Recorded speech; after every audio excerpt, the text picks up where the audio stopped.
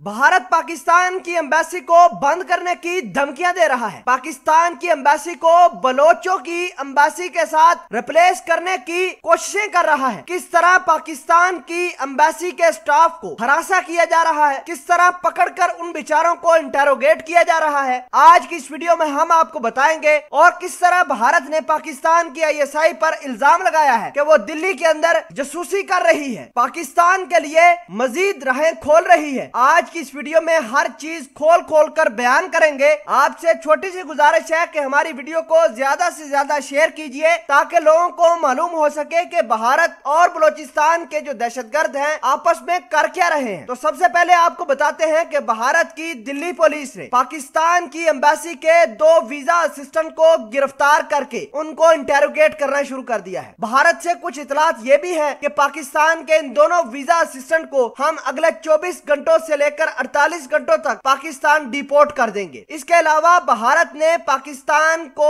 Clear cut पैगाम दिया है कि पाकिस्तान की एम्बेसी दिल्ली के अंदर बंद कर दी जाएगी और बलोचों की एम्बेसी दिल्ली के अंदर खोलने का प्लान किया गया है। भारत ने जो वीजा असिस्टेंट गिरफ्तार किए हैं उनके नाम आबिद हुसैन और तारक खान हैं, उनको इंटेरोगेशन के लिए भेज दिया गया है। आपको ये बता दें कि इन वीजा असिस्टेंट के ऊपर भारत की राह ने ये इल्जाम लगाया है कि दिल्ली के अंदर जो दंगे और फसादात हुए थे, जो दिल्ली के मुसलमानों को हथियार फराहम किए गए, ये इन्हीं 2 वीजा असिस्टेंट ने दिए थे। भारत का ये मानना है कि आबिद हुसैन और तारक खान ISI के ऑपरेटिव है और ये भी इल्जाम लगाया है कि दुनिया के अंदर जितनी भी एम्बेसीज पाकिस्तान की काम कर रही हैं उसमें आधे से ज्यादा ISI के डायरेक्ट एजेंट काम करते हैं, जो मुख्तलिफ ममालिक के अंदर रैकी करके पाकिस्तान को देते हैं और पाकिस्तान अपना उन इलाकों पर, उन मुल्कों पर अपना इन्फ्लुएंस बढ़ाता है। इधर पाकिस्तान ने भी एक फैसला किया है कि अगर हमारे अताशियों को, एम्बेसी के स्टाफ को भारत ने तंग करना बंद ना किया तो पाकिस्तान भी भारत की एम्बेसी बंद कर देगी। पाकिस्तान भी भारत के जितने भी